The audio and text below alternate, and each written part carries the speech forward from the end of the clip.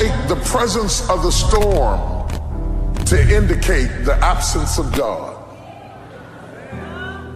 Don't take the presence of the storm to indicate the absence of God. Sometimes when you enter into a storm, and there are all kinds of storms, health storms, physical storms, financial storms, emotional storms. There are all kinds of storms. I'm not talking about the storms that rain down water and the lightning and the thunder and all of that. I'm talking about storms that other people can't see. Undetectable storms. Storms that make people think you haven't been through anything. Because you get up out the bed every morning and you put your hair up and put your makeup on, and they don't know you put your smile on just like you did your makeup, and walked in smiling because you were going through a secret storm. Has anybody ever gone through a secret storm? See, when you're going through a visible storm, somebody will hand you an umbrella or a raft or some help or some assistance because they are aware of your suffering. But when you're going through a secret storm, there is no comfort there because nobody knows that you're dealing with a secret storm. They're jealous of the car you're driving, not knowing that it's 2 payments behind.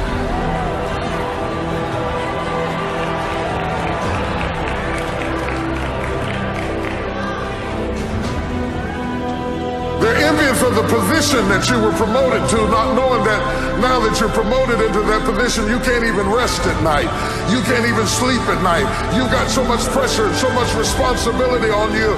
And all of a sudden you're in a storm and nobody even knows it. And when we get in a storm, we have a tendency to wonder, where is God? Job said, I looked for him. He was there a minute ago, but now I can't find him. I looked on the right side and I couldn't find him. I looked on the left side and I perceived him not. Where is God in the storm? Because we buy into this notion that if God was with us, we would have no storm. That if God were really with us, we would be happy.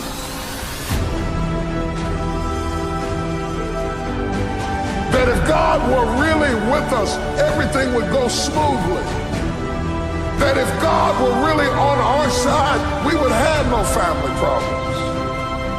If God were really with us, our bills would be paid. How could God be with us and us be in foreclosure?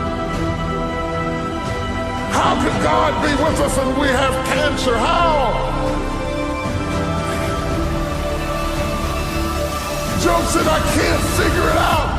How could my kid die and God be with me? How could my house be on fire and God be with me? I looked for him. I looked for him. I didn't see him.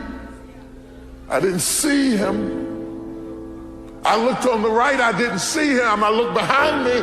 I didn't. You said you had my back. I didn't see him. I looked in front of me. I thought he'd lead the way. I didn't see him.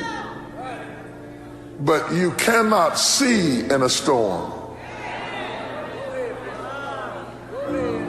That's why he told you to walk by faith and not by sight.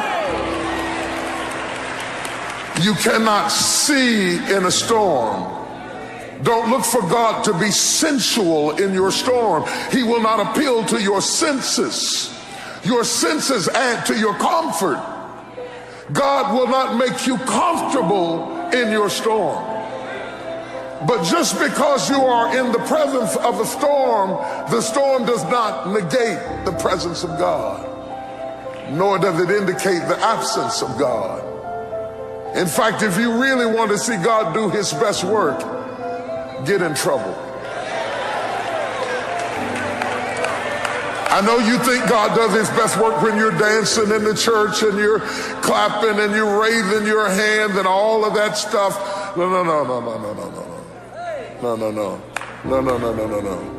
I know that God visits your praise. The Bible said he inhabits the praises of Israel. I understand that God visits your praise.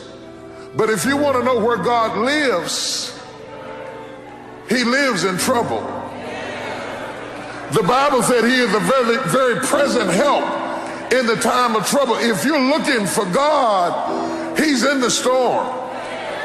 He may not be saying anything, Peter. You may find him asleep on the boat in the bottom of the ship, but don't think that he jumped off the boat because you were in a storm. He is with you in the storm. He promised to be with you. I'm going to tell you something about the promises of God. Anytime God promises you something, get ready for trouble. I know you haven't heard it taught that way, but I'm going to rock your world this morning. Anytime God promises you something, get ready for trouble. I never promise the obvious. I never promise the obvious. You never promise the obvious. You give a promise when you know that something is going to come to make you doubt.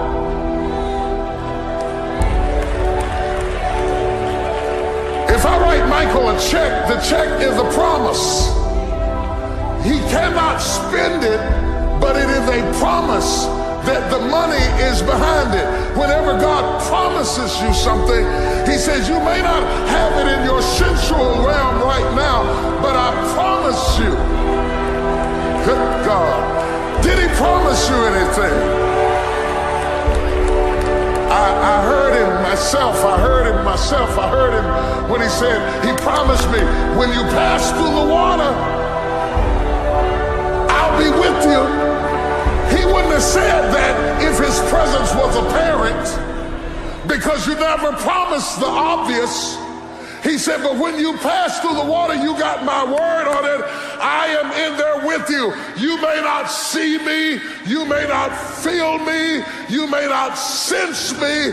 But I tell you what, all the while you're stroking in the water, understand you are not stroking by yourself.